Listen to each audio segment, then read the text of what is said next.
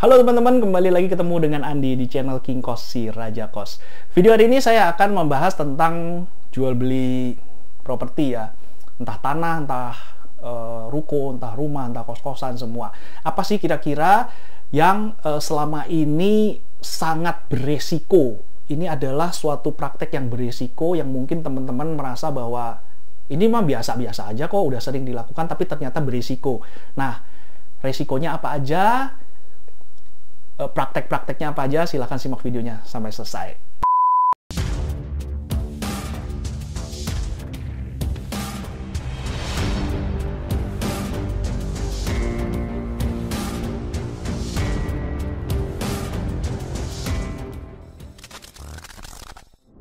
Teman-teman, kalau kita semakin pengalaman ya, semakin sering untuk melakukan apa yang transaksi properti, jual beli, semakin sering, semakin banyak kita ketemu kasus, semakin banyak kita ketemu masalah di lapangan.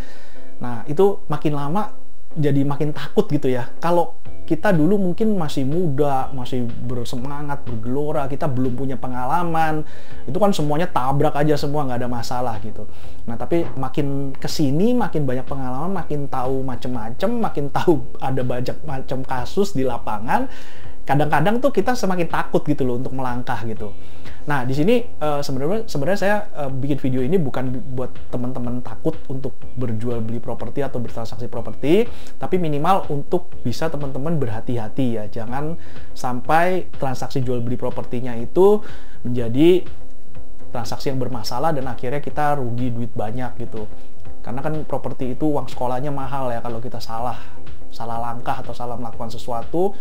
Saya pernah rugi 300 juta, DP-nya angus, saya pernah rugi, kebanyakan sih DP angus sih untung ya, belum ada sih yang lain-lain yang sampai saya harus kehilangan satu properti itu, alhamdulillah puji Tuhan belum pernah gitu, jangan sampai lah. Nah, apa aja sih ya? Oke, ini saya kasih beberapa aja yang saya ingat ya, nanti kalau misalnya saya ingat yang lain, nanti saya akan bikin videonya yang lain. Yang pertama adalah kita pinjem nama. Ya, kita pinjem nama. Sebenarnya kalau pinjem nama itu sebenarnya tujuannya apa sih? Kalau dulu tujuannya supaya menghindari pajak, ya kan? Kita menyembunyikan aset-aset kita supaya nggak dikejar-kejar pajak. Nah, tapi sekarang pajak udah makin ketat. Sekarang kita kalau mau pinjem nama orang, belum tentu dia mau, karena dia akan dikejar pajak tuh. Dia namanya dipinjem itu dia akan dikejar pajak karena apalagi nanti kalau udah nge-link semua data, big data itu semua nge-link mulai dari NIK KTP kita, dari rekening bank kita, dari sertifikat kita semua nge-link. Nah, itu ketahuan pasti orang yang punya aset tapi nggak pernah bayar pajak tuh pasti akan dikejar. Nah, itu yang pertama. Mungkin orang dulu pinjem nama karena untuk menghindari pajak ya. Tapi kalau di Jogja, saya kan di Jogja sekarang ya domisilinya ya. Di Jogja itu biasanya orang pinjem nama apa? Orang pinjem nama supaya tidak turun hak. Nah, teman-teman kan mungkin baru tahu ya, kalau di Jogja itu kan daerah istimewa. Daerah istimewa itu dia punya aturan sendiri tuh, aturan pertanahan sendiri, yaitu warga negara keturunan itu tidak bisa punya SHM di Jogja. Provinsi DIY itu tidak bisa. Jadi mau warga negara keturunan dari mana aja ya, WNI keturunan Tionghoa, keturunan India, keturunan Amerika, keturunan Arab, keturunan manapun itu tidak bisa punya sertifikat hak milik. Nah, itu kenapa kok orang-orang WNI keturunan yang beli properti di Jogja itu sering pinjem nama, tak pinjem nama karyawannya, pinjem nama supirnya, pinjem nama pembantunya, pinjem nama temennya. Nah, itu yang menyebabkan mereka pinjem nama. Nah, dulu pinjem nama seperti itu tidak ada resikonya ya. Nah, makin kesini itu makin ada resikonya. Resikonya apa? Karena pertama, kalau yang kita pinjemin nama meninggal ya, itu satu.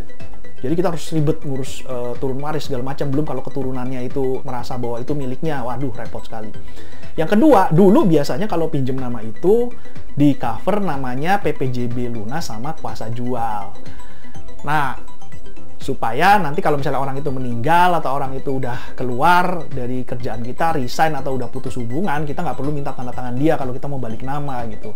Nah, tapi ternyata sekarang itu banyak aturan-aturan yang berubah ya. Jadi aturan-aturan itu berubah, dan berubahnya itu nanti berlaku surut. Nah, ini yang mampus kan. Jadi kalau kayak sekarang ya, contoh ya, surat kuasa jual itu kalau di Jogja itu berlakunya itu sekitar 2 tahun. 2 atau 3 tahun lah maksimal. Jadi kalau sudah 2 tahun atau 3 tahun itu, kita mau balik nama pakai kuasa jual, itu nggak bisa. Kita diwajibkan untuk mencari tanda tangan dari pemilik sebelumnya atau dari pemilik yang namanya masih tertera di sertifikat. Nah, kalau misalnya orangnya masih bisa dicari sih nggak apa-apa ya. Kalau misalnya orangnya udah pergi entah kemana, orang yang udah meninggal, kan kita nggak bisa ini kan.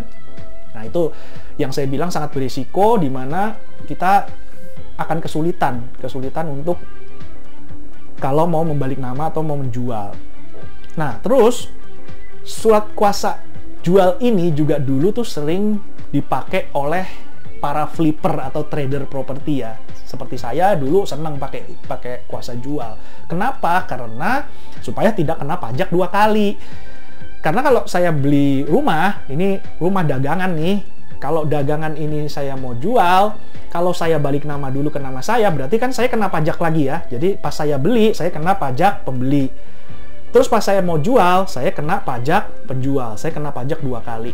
Nah, waktu itu orang-orang seperti saya, pedagang-pedagang properti itu ngakalinnya pakai kuasa jual. Kuasa jualnya, jadi si pemilik properti tersebut bikin kuasa jual ke saya supaya saya bisa menjual properti tersebut tanpa harus minta tanda tangan dia lagi. Nah, itu juga kan akhirnya sekarang agak riskan kalau dilakukan. Terus kantor pajak pun sekarang juga pinter. Sekarang kalau misalnya ada kuasa jual seperti itu, mereka tetap kenakan pajak kalau surat kuasa jualnya itu dipakai membalik nama kepada nama bukan kepada yang menerima kuasa ya. Jadi saya menerima kuasa, kalau saya balik nama ke nama saya sendiri nggak masalah. Tapi kalau saya terima kuasa, saya jual ke pihak ketiga, nah itu saya tetap dikenakan pajak 2 kali. Nah itu kantor pajak sudah semakin pinter, jadi nggak mau diakal-akalin terus gitu. Jadi praktek seperti itu sekarang udah susah ya, udah ya bisa dibilang kalau di Jogja sih udah agak mustahil lah untuk dilakukan. Nggak tahu kalau di tempat teman-teman mungkin di daerah lain ada yang masih bisa, saya nggak tahu. Coba tulis di komen ya. Jadi kan itu sebenarnya bisa ngirit banyak itu kalau dari